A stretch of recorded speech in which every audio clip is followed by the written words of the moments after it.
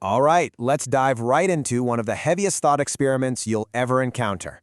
It comes from the philosopher Friedrich Nietzsche, and trust me, if you really let this one sink in, it has the power to change how you look at, well, everything. So let's get right to the heart of it. Imagine, for a second, that a demon appears in the dead of night. He tells you that this life you're living, you're gonna have to live it again and again and again, forever. What's your gut reaction right now? Is it joy? Or is it just sheer terror? And here are the rules. They're brutal. There are no changes, no do-overs. You can't fix that one mistake. You can't skip the heartbreak. Every single detail, from the greatest triumphs to the most boring Tuesday afternoon, is locked in an infinite loop. That's the real weight of this idea. Now, what's so fascinating about this is that Nietzsche probably wasn't suggesting this is how the universe actually works. He was playing a different game, something much more personal, much more clever. You know, a lot of people hear this and they immediately jump to physics or some grand theory of a cyclical universe. But that's missing the point entirely. Its real purpose isn't to be a theory of the cosmos. It's a test for your life. It's a psychological tool designed to force you to stand face to face with the choices you've made. So really, eternal recurrence is a mirror. It doesn't show you the stars. It shows you yourself. And it reflects, with perfect, unflinching honesty, whether or not the life you are leading right now is one you can actually stand behind. But why? Why does this idea feel so heavy? Why does it hit so hard? Let's break down why it has such a powerful psychological punch.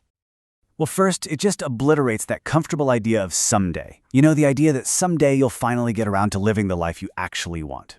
Second, it's like a spotlight, and it shines right on the gap between what you say you value and how you actually spend your time. And maybe the biggest thing? It flips our fear of death completely on its head.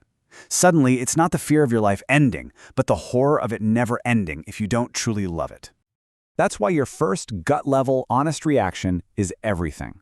It's the most powerful diagnostic you could ever run on yourself. It splits you right down the middle into one of two camps. You're either a no-sayer or you're a yes-sayer. Okay, so if your stomach just drops at the thought, if you feel anxious, trapped, full of regret, you're in the no-sayer camp. Now, this isn't a judgment. It's just data. It's a powerful signal that there's a deep sense of unlived potential, that maybe, just maybe, you're not the main character in your own story right now.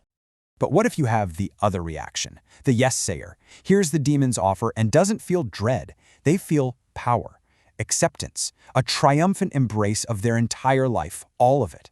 See, this isn't about having a perfect life. It's about having a life that you own. And that powerful yes, that's not just a fleeting feeling. It's the goal. It's the whole point. And it leads us straight to one of the most important ideas in all of Nietzsche's philosophy. It's a concept called Amor Fati. It's Latin for a love of one's fate. And this is so much more than just, passively accepting what life throws at you. It means you actively will it all to happen exactly as it did, the good, the bad, the ugly, because every single piece forged you into who you are. You want to know what it really means?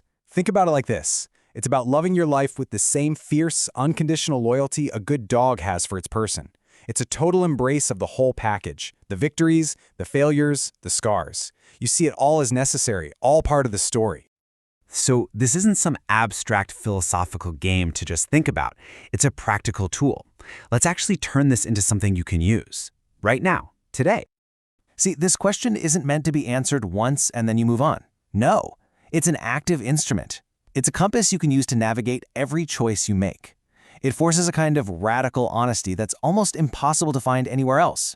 So, here's your audit. Step 1, I want you to pinpoint a moment in your life you would joyfully relive forever. What were you doing? Who were you with? Got it? That's your North Star. Step 2, be honest. Identify a moment you absolutely would not want to repeat. Now, for the most important part, step 3, ask yourself what has to change in my life today to create more of the first and less of the second. And that question, that really brings us to the final verdict, to the ultimate point of this whole exercise. It's not about trying to achieve some impossible standard. Let's be perfectly clear on this. The goal isn't to live a perfect, flawless life. Nobody does. The goal is to live a life so authentic, so true to who you are, that you could stand up and affirm the entire thing.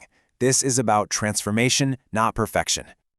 And so, I'm going to leave you with this challenge. The question isn't, would you say yes right now? The real question is, what would have to change, starting this very moment, for you to be able to look that demon right in the eyes and shout, yes, with every fiber of your being? Because in the end, that's what this is all about. A life you'd be willing to embrace for eternity isn't one that's free from pain or mistakes. It's a life that has been lived fully, with courage, and on your own terms. Thank you for watching. Like and subscribe for more fascinating videos from Plato's Footnote. Have a great day.